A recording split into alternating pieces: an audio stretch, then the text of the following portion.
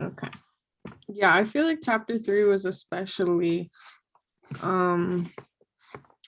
repetitive. I did take a break after reading it for sure. I was just like, so over it. I took like 5 breaks during the chapter. I was like, let me come back to it in 20 minutes.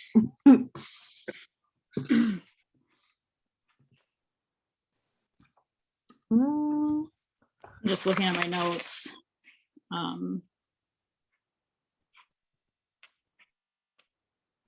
Just basically more back on the banking education, the ideas from one person to the next. It doesn't work like if you're just Xerox copying an idea into one person and making it the views of the and the passion must come from within to actually work for self-made ideas and like thought processes. Yeah. Like you can't change how someone thinks just because they don't think the same as you. Mm-hmm. I think I hit harder on that in like chapter 4, where it was about the cultural, like the cultural takeover and how like even if that's not the primary purpose of like a takeover that excuse me, that will ultimately happen. Yeah. And I kind of made notes to myself, like in the news, you've seen it like with the native schools and stuff where they didn't like deem the parents capable of taking care of their own kids, and they wanted to like whitewash the indigenous children, the violence that came with that, and like them talking about like the kids raised in hopeless households or loveless households versus like those that were allowed to critically think without being disciplined. Yeah, I talked about like the whitewashing of like slaves and forcing the religion on them, and then the Native Americans too. Yeah, I had a note. There was like a point about heroes, like the hero syndrome of like even missionaries and stuff like that, to like think about like they would just go where people were just seen as animalistic and try to make them human through religious and their thought and their views. I thought it was interesting how much they talked about the difference between animals and humans. I believe that was in chapter 3. Yeah, I did too. And I think they swung back on it towards the end again when they were talking about like the modernization versus the developing society, and like how the people from South America viewed themselves as more men of nature, more animalistic quality, versus like actually being humans in a society that other people would view as being human. Yeah. Yeah, chapter 3, how they like really divulged into why animals can't have like hierarchies of domination. Right. I feel like chapter 3 was just like how they were talking about critical thinking, but they were using dialogue instead of critical thinking. You know, like right. Pretty much the and same. How dialogue has to come first, even though so many people thought that power had to come, like they didn't think that their dialogue even mattered unless they held power. I had notes here, I think in chapter 3, I had made notes about how history just repeats itself too much to really eliminate world oppression. The similarities overall over distance, like oppression looked the same everywhere, even if it was like masked as something different or a different problem. The problems were actually fundamentally the same exact problems. Right.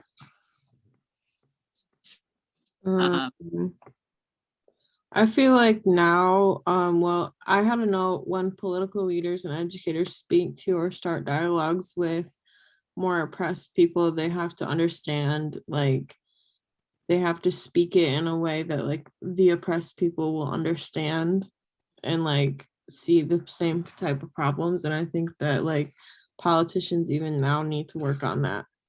like they go to like poor areas and like they talk about like things that don't really have anything to do with them.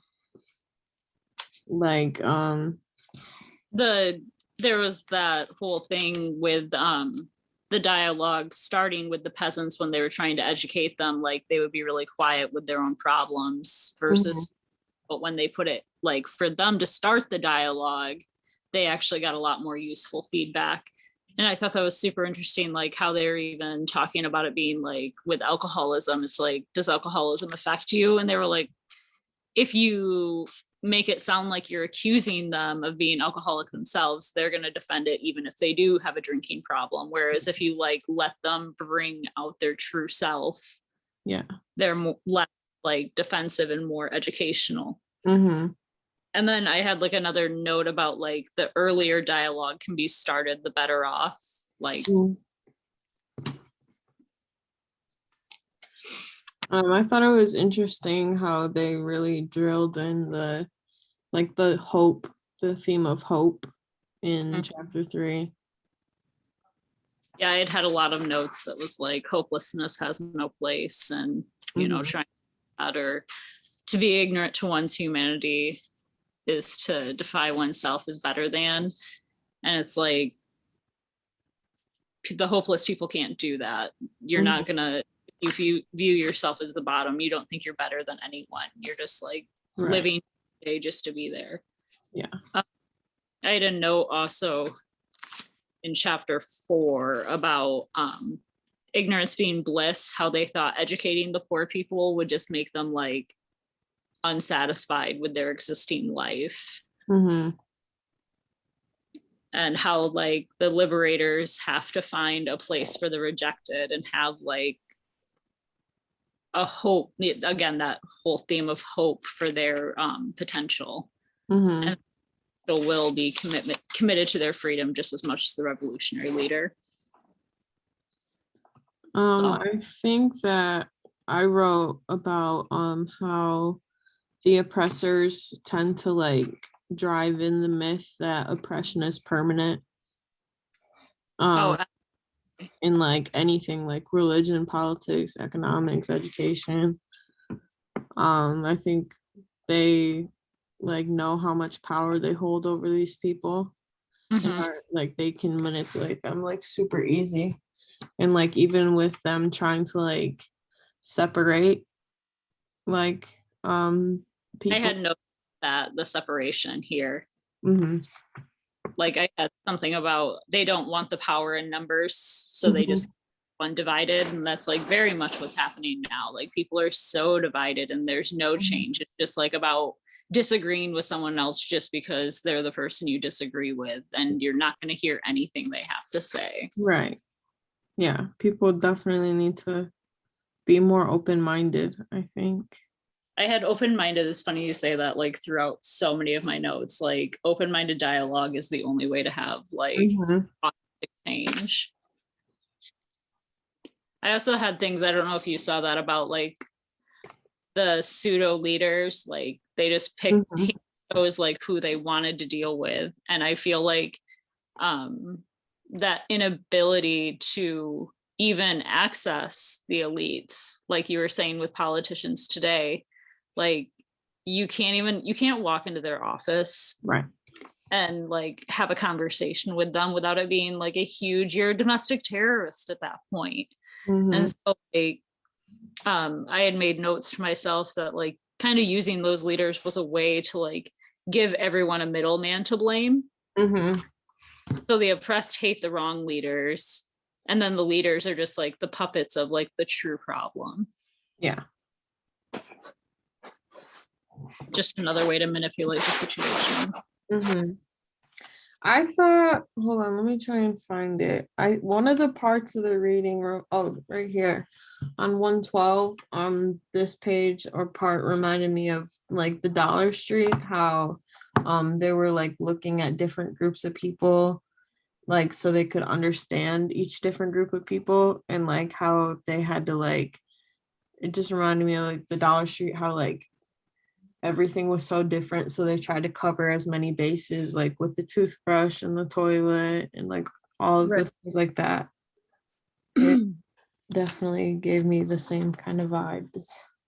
Yeah, I had a note on that same page that says many sets of open-minded eyes discussing.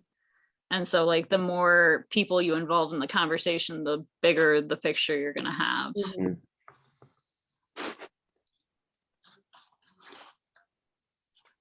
Yeah. No, the Dollar Street thing was really interesting too, in the aspect of they talked here about how oppression travels distances and looks the same. And Mhm. with Dollar Street, how like the way they cooked wasn't variant on culture, it was Mhm. variant on income. Yeah. I thought that was interesting with the whole activity, how like similar like things are around the world, like no matter what Mhm. culture or country you're in, like it's the same.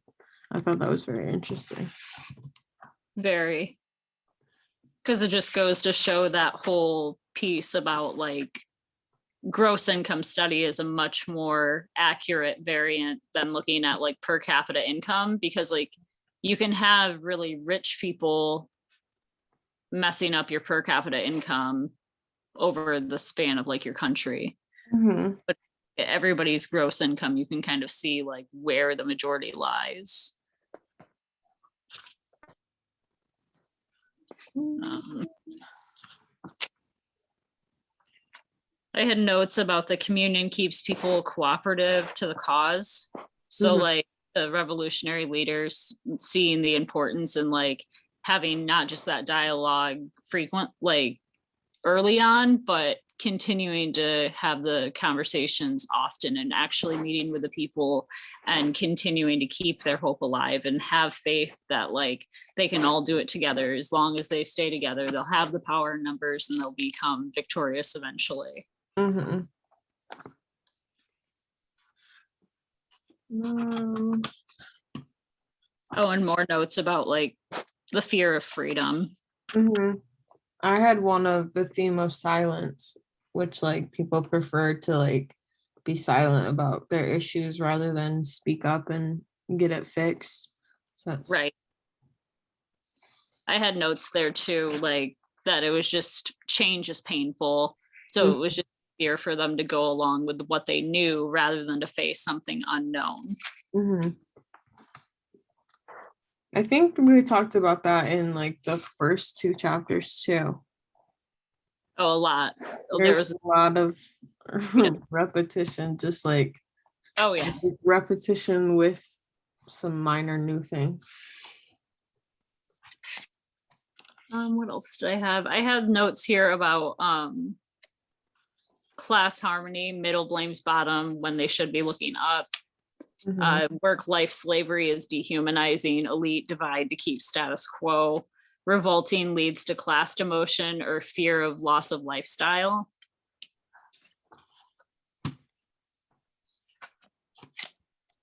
Like they didn't want to be blacklisted for like being part of the revolution, so they just didn't participate, even though it would have benefited them. Mhm. I had one on it talked about how like newspapers are like the same story but different viewpoints, Mhm. and like I just thought it was interesting that even like they were talking about that, because like when was, do you know when this was written? I feel like it was written a minute ago. Was it 40s? This is the 50th anniversary edition, Okay. so probably 70. a little while ago. It looks like 1970 is the first print. Okay, yeah. So 2020 would have been, yeah, So, 50. like even like back then, like there was like biases in newspapers, and Oh, absolutely. I guess Like, I just didn't think about it like that. well, think about like the civil rights movement and stuff with like Martin Luther King and like how Mhm. many people tried to like degrade his character, like Malcolm X and all the lies. Like they would spread lies. Mhm. Like there's a reason libel laws exist now, because like it was so potently bad back then. They Yeah, could just whatever. yeah, And I mean, to a degree, you have that now. Like yeah. media bias is so prevalent. Mhm. They just run with whatever sells. Yeah. I guess I don't understand how people can just be so close-minded and like how they can only view things from their one viewpoint. And I guess I get it, but like My I've never been that way, so like it's just strange. right. My husband and I have had interesting conversations on that though. Like his, we call it the echo chamber, like on social media or who you talk to, is very viewpoint. Mm-hmm. They're all very what they believe, what they, so if you're never exposed to other media bias, you just believe your status quo because what other information are you getting? You have Right. no reason to believe what you're believing is diluted or, and the same goes like it kind of came to our attention like my news stories were a lot different than his news stories. Mm-hmm. And it was why are mine so Yeah. sensationalized versus yours are downplaying it, or you know what I mean, and that kind of very, it was just very just kind of mind blowing to see it in black and white like that, to have proof that it's like, oh, you're not going crazy, everything's just gaslighting you. Mm-hmm. Yeah. I just The wish. manipulation of the media is strong. Propaganda is a thing for a reason, and it's used by dictators for a reason because it works. Mm-hmm. I think there was even something in here about how, I think I wrote it on my computer. 1 second.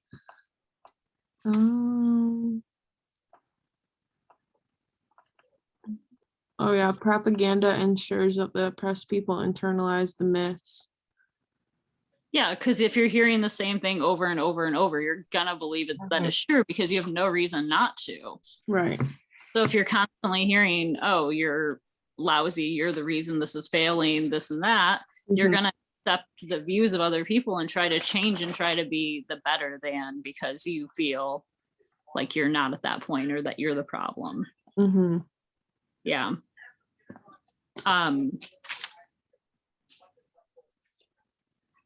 I had a note here that said revolution has to keep their eye on reality as a problem to fix it.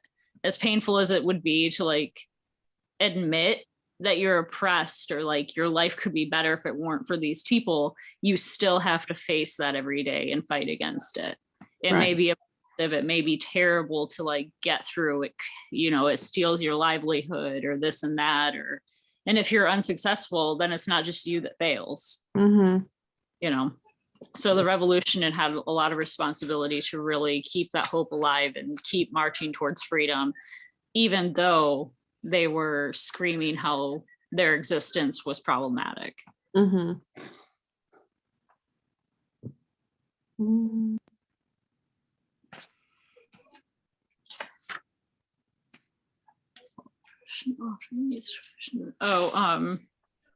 I didn't know if this is, while oppression often leads to more division, there's unity and liberation.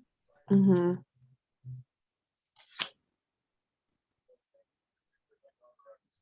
I had one, revolution for the people is equivalent to a revolution without the people.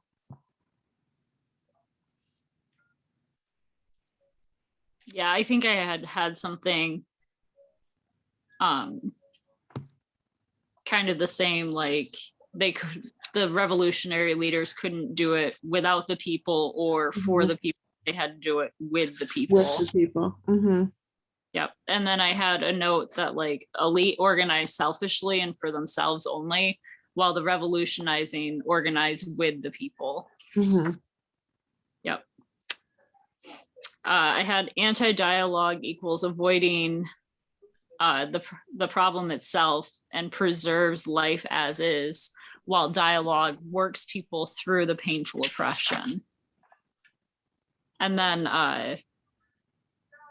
to keep cultural viewpoints alive without conquering them, a mixing pot would have to exist so everyone can concurrently exist without disrespecting others.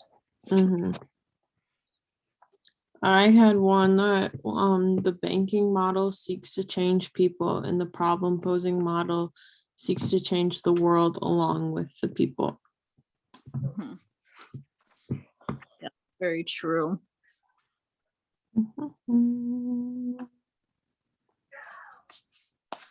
So is this talking about like dialogue for learning purposes, or like dialogue for learning purposes and like regular dialogue? I feel like it's dialogue in general. Any dialogue is going to be educational if you're open-minded. Mm-hmm. So it's kind of interchangeable, I guess. You would, the more dialogue you have, the more information you're going to retain at some point, you know. Yeah. I thought it was interesting how it was saying like in order to have dialogue, you have to like trust the person. Right. Well, you wouldn't just like, you've probably had conversations like a car salesman, someone is just out to bullshit you, Mm-hmm. what anything they're saying more than a grain of salt, like, or someone who is Right. chronically lying to you, disappointing you, you're like, sure, I'll believe it when I see it. Yeah. That, how much dialogue are you going to have with someone you're distrustful of? Mm-hmm. Or you don't believe that they have like your best intentions at heart when you do theirs? That Right. kind of. Yeah. Because like it kind of reminded me of my boss. Like he's very like he lies about like everything, like even things that like don't need to be lied about. And like when we have like dialogues or like talk about like the news or something, like it's very much like we can talk about it, but like I don't know how much like I'm gonna believe what you say. Well, you don't respect his opinion because why would you? He's given you reasons not to in the past. Right. So, or it's just like, it's one of those awkward, like, sure, I'll like give you my ear for the moment, but it's just like, just for the sake of being polite. Yeah. And that's what elites do anyway, like with their false charity and stuff. It's like, oh, I'll listen to your problems, sweetie. Here's a snack. Are you Mm-hmm. okay now? Mm-hmm. And like appeasing their own guilt with the same action. Yeah. I had something that kind of was like that. When reflection is not paired with action, it just becomes verbalism and the words lose their power. And then when action is not paired with reflection, it just becomes activism. And people risk taking action without reflecting on what the actions fully mean. So like putting their cart before their horse, or not seeing themselves as oppressed and just like taking Like if harm. yeah, like I guess like if like the oppressed people want to take action but like don't like fully like believe that they're being oppressed, like it's not gonna like it's not Right. gonna It's go as empty. far. Right. Because you have to have the passion to just keep pushing through, even in the face of resistance. Mm-hmm.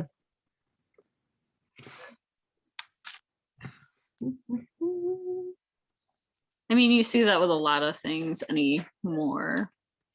People take like 3 steps forward, 4 steps back all the time in the matters of like any sort of change. Yeah. But again, why would you change if you hold all the power and it's beneficial to you? Mm-hmm. I have notes here. Oppressed must participate to be free. And then when things are discussed back as a question to the oppressed, thoughts are ignited. Mm-hmm. I had quite a few, I think, on like just thoughts in general. Mm-hmm.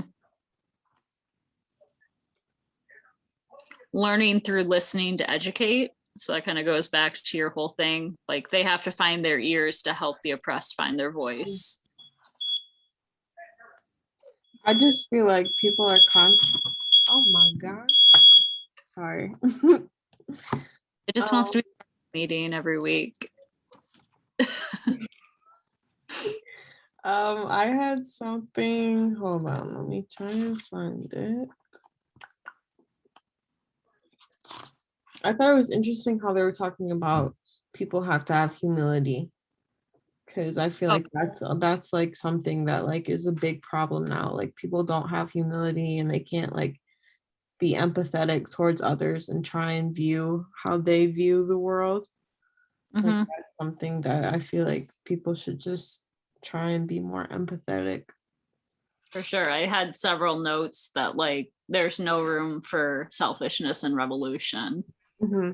Doing nothing for self, you're doing it for society. Mm-hmm. Um, I have an oppressed mind stays oppressed in a banking setting. No critical thinking means no change. Like Mm-hmm. you can't critically think about an event and you just think that's how it is. You're not gonna like have the thought process to be like, oh, how can I change this? Because you're led to believe there is no change. Mm-hmm. So why do you even waste your time? Yeah. I had But one that was like, it's okay to change your mind because like I feel like that's not something that like is oh, easy to like people are like, oh well, I've always thought this way, so I can't think any other way. But like it's okay to change your mind. like growth is a you're not the same person you were. Right. I had a note here that said one small event could trigger ideas in a movement. So like I always think back to like World War I, where the assassination of the ambassador was like just a hairpin trigger for so much catastrophe to follow. You Mm-hmm. know, and so you like look at those little events in history and think about, well, they changed like the whole dynamic of Europe at the time, you know. Mm-hmm. Um, so like what kind of events lead to personal passion in smaller communities that could lead to, you know, oppressive change? Or like think about the events here that have led to, you know, racial protests and stuff like that, the events leading up to those activism events, or you know, that kind of thing. Yeah. There's always like a just blip on the news that triggers a group of people to all feel the same kind of way. Mm-hmm. I had perception plus comprehension equals a greater depth of thinking. Mm-hmm.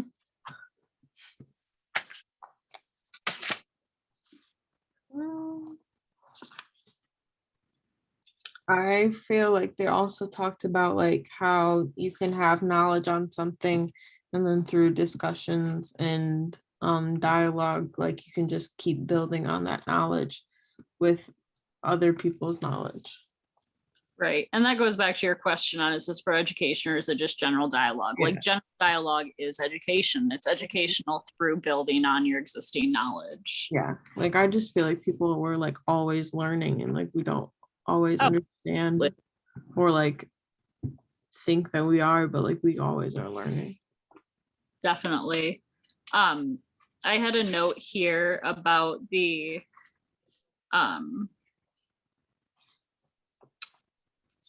the real consciousness and the potential consciousness, Uh-huh. where they were trying to figure out all of like the different variables that were affecting the situation versus like what had already happened and the known potentials, that kind of thing. Mm-hmm. And unperceived practical solutions or untested feasibility versus like the perceived practical and presently practical solutions. So like what they knew was all they were basing their potential consciousness was all they were basing their choices off, when they should have been doing it off of like real consciousness, what could actually be happening. Just because they didn't want to like look at every problem that could be happening and find a solution, it doesn't mean that that's like those problems don't exist just because you don't see them. Right. I thought that was kind of interesting. I feel like that's kind of like a lot of like politicians do that. Like They don't live real lives. My husband and I have a saying, like, they're not real people. Like once you get to a some level, like you're just not real people anymore. Like your job isn't a life or death job anymore. You're not, if you have a like any sort of safety net, you're not looking at a life or death situation or homelessness or hunger, anything immediately. Yeah. People that are like living paycheck to paycheck, if they lost that source of income, they're immediately facing life or death situations very quickly. Yeah. Like I feel like that's part of the reason why like it took so long to get attention to like the water crisis in Flint. Like, They're already poor. yeah, What does it matter? right. Like A the girl I governor went to or high whatever school doesn't with, have to live her there. daughter ended up with brain surgery from all of that. And it was like she was always just like poor and like Hmm. she didn't even know her kid was sick because she was just like, I don't want to say she was like an inattentive parent, but like she was working all the time. How do you Right. pay attention to your kid when you're always at work trying to make ends meet? And Hmm. so then like her daughter had this major issue, and that's just one person. Hmm. And it was only because it was so widespread that it even was even a blip on the radar. That shouldn't Right. happen to anybody. Right. Yeah. That And whole now it's thing. like it's going through Benton Harbor again, you know. Hmm. It's crazy. But again, look at the gross income level of the people affected by the situation. And then correlate that to the time it takes to resolve the problem. Hmm. There's your oppressed versus your oppressing. Hmm. Yeah. Um, did you have anything else? I think we got our 30 minutes in. I don't really think so. Like I said, I thought it was um I had a note here that said opening many themes instead of just looking at one theme Hmm. uh equated to a totality sense of being. Like it just kind of gave the society as one concept a little more easily than like the broken off branches that people tend to fall into. Hmm. So yeah, just adding more people to the conversation adds value, more Yep. vocal feel heard, yeah, that kind of thing. Hmm. Yeah, I think we're good though. All right. In these conversations and struggling through this reading with me. Of course. So pretty much after this, we just have the premises thing that we have to finish, annotations, and then the paper. Yeah, our 4 to 5 minute video with Mhm. our rewrites and the paper. Yeah, last 100 points of the class. So All right. Good luck. finish stretch. Good luck to you too. Bye. Bye.